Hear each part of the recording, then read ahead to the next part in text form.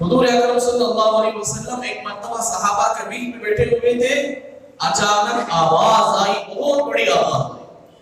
صحابہ سے حضور نے فرمایا کہ آپ جانتے ہو کہ یہ آواز کیا ہے؟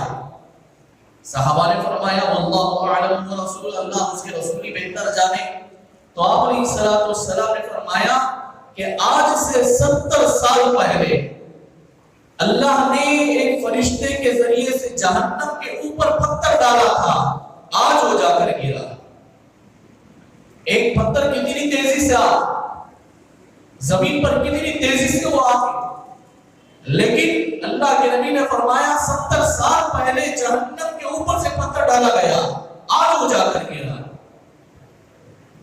بعض حدیث کی کتابوں میں آتا ہے سمندر کی تہ میں، سمندر کے آخری حصے میں جہنم کا شور ہوتا ہے۔ حضرت علی رضی اللہ عنہ سے کسی نے پوچھا، یہودیوں نے، تو حضرت علی رضی اللہ عنہ، حضرت علی سے پوچھا گیا کہ جہنم کہاں ہے؟ تو حضرت علی نے فرمایا کہ جہنم سمندر کے نیچے ہوتا ہے۔ حضرت علی سے پوچھا کہ آپ کیسے جانتے ہیں؟ فرمایا کہ حضرت یونس علیہ السلام کی بس حضرت یونس علیہ السلام کو مچھلی نے نگل لیا اور سمندر کے تہ میں گئے، اور وہ مچھلی سمندر کے آخری حصے میں گئی۔ تو حضرت یونس فرماتے ہیں علیہ السلام کہ میں نے فرعون کو عذاب ہوتے ہوئے اپنے کانوں سے سنا۔ تو معلوم ہوا کہ سمندر کے آخری حصے میں جہنم کا دروازہ شروع ہوتا ہے۔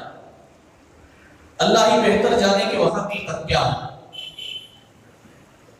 اللہ ہی بہتر جانے کہ کتنا بڑا وہ جہنم ہوگا۔